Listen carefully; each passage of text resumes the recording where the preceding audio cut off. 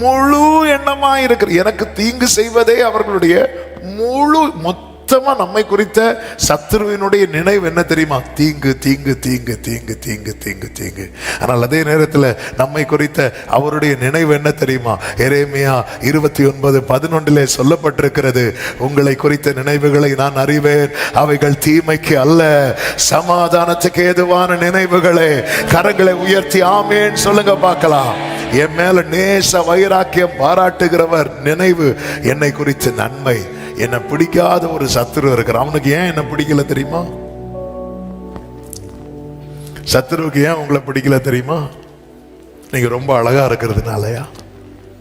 ஏன்னா உங்களை அவருக்கு ரொம்ப பிடிச்சதுனால.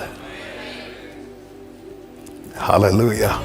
சத்துரு உங்களை ரொம்ப டார்கெட் பண்றான்னு புரிஞ்சுக்கோங்க, பரலோகத்துக்கு நான் ஃபேவரைட். நம்புறவங்க மட்டும் ஒரு ஆமேன் சொல்லுங்க.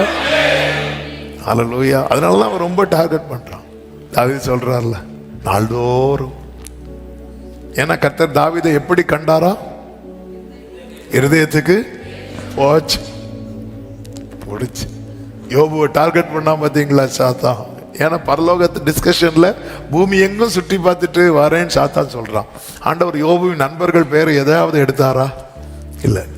அவனை என் தாசனாகி யோபுவை கவனம் பாத்தியா அவனை? ஆமே.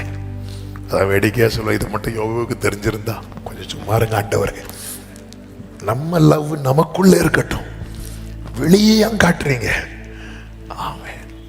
ஏன் சத்துரு இவ்வளவு டார்கெட் பண்றான்? விடவே மாட்டான் பாருங்க.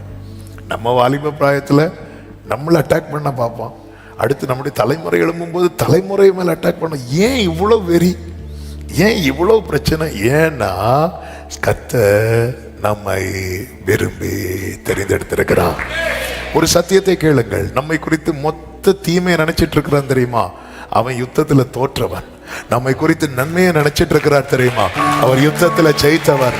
அவர் தான் நமக்கு பிராமிஸ் பண்ணுகிறார், நான் எருசலேமுக்காகவும் சீயோனுக்காகவும் மகா வைராக்கியமாக இருக்கிறேன். நல்ல கரங்களை தட்டி ஆமென் சொல்லுங்க பார்க்கலாம்.